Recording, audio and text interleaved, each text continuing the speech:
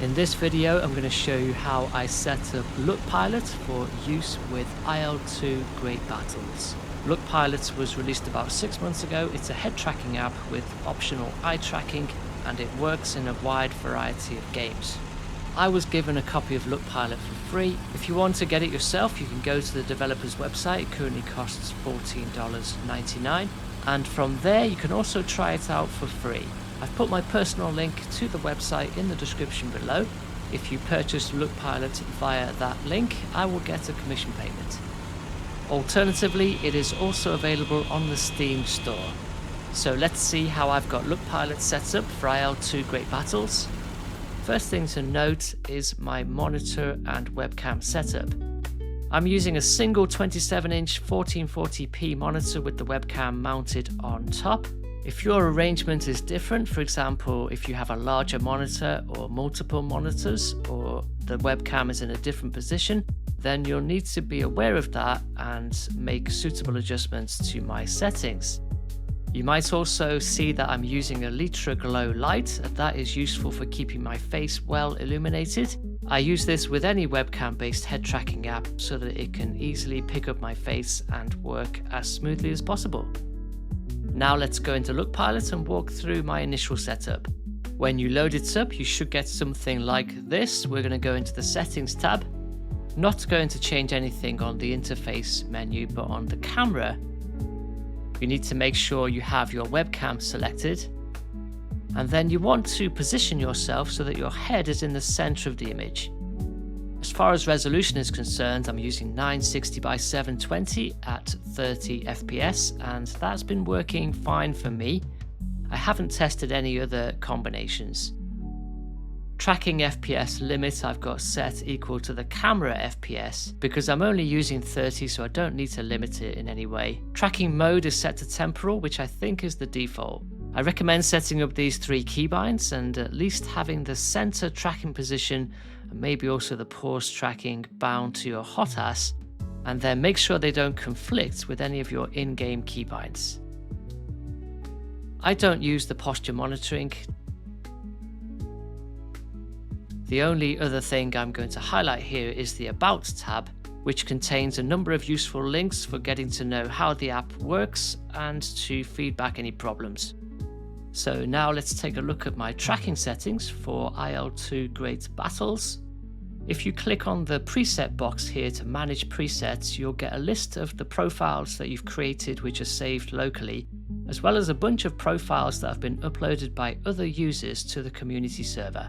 If you then type IL-2 in the search bar, you should see my profile listed. You can left click on it. That will transfer the settings into your LookPilot app, and then you're ready to start the head tracking, load up IL-2 and give it a try. If you do like the settings, then I recommend you save a couple of versions of this profile locally. Maybe save it a couple of times so that you can mess around with one version whilst keeping another version true to the original, just in case for whatever reason my profile disappears from the community server. Alternatively, if you want to do it all from scratch yourself, create a new local profile and let's go through each of the settings.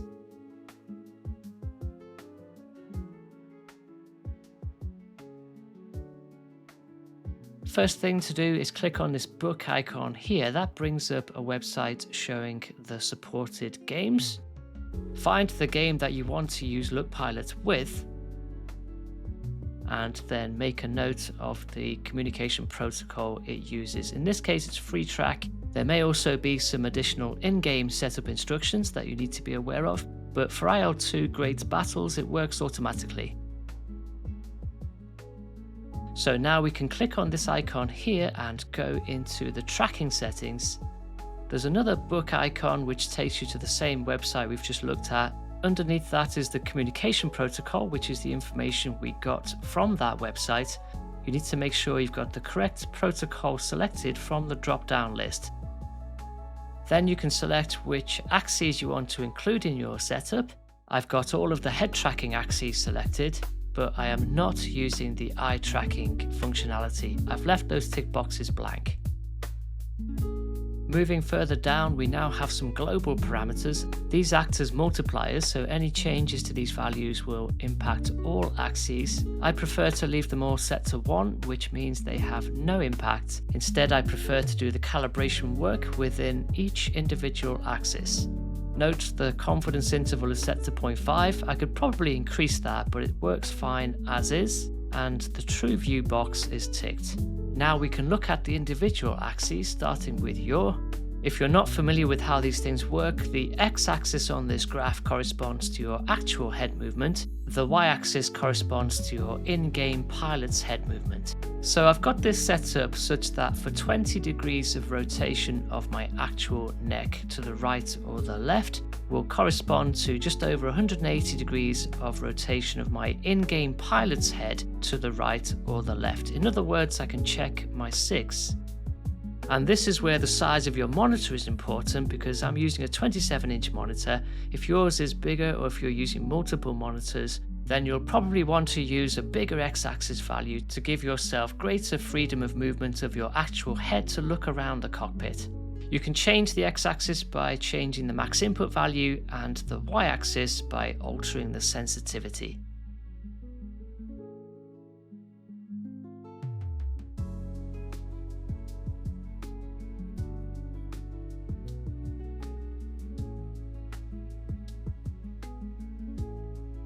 You can change the shape of these graphs by dragging these blue points around, but I keep everything linear.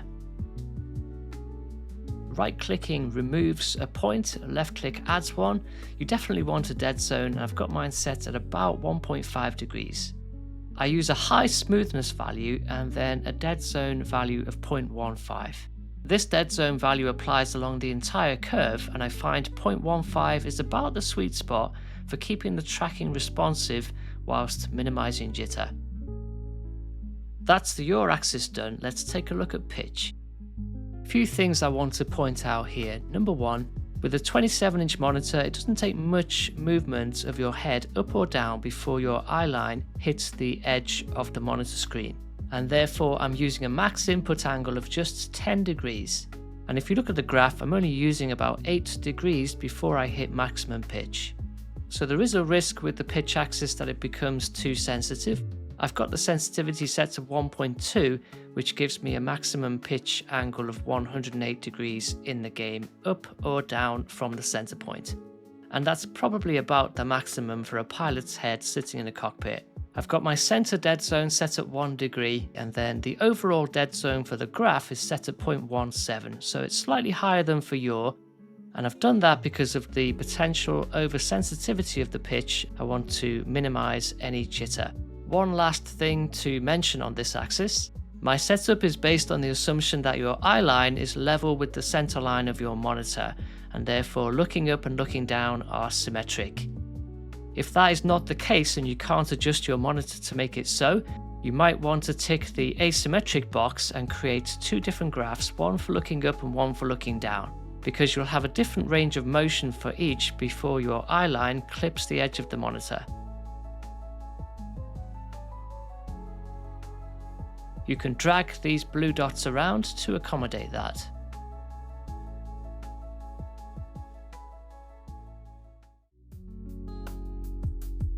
The rest of the axes are pretty simple to set up, and hopefully you've got the idea now.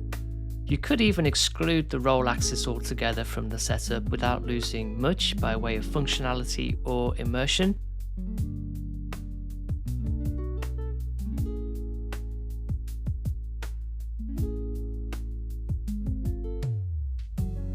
As for the XYZ axes, I've pretty much got them almost mapped one-to-one in terms of actual head movement versus in-game head movement. I'll just let the video roll here so you can see what I've done. If you've got any questions on it, put them in the comments below.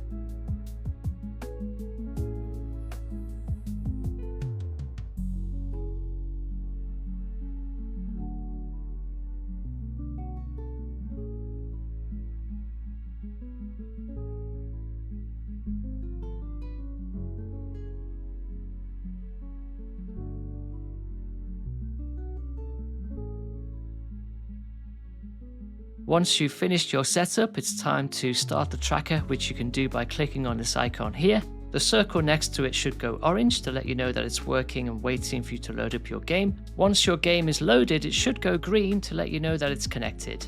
One last thing to check, go to your settings camera tab and make sure your camera is on and that you are positioned so that your head is in the center. Press your shortcut keybind to center the head tracker or click on this icon here. Then you're good to go. Load up your game and fly. I'm going to end with a short demonstration of how LookPilot works within IL-2 Great Battles using the setup I've described in this video. I hope it's been useful. Comment below and thanks for watching.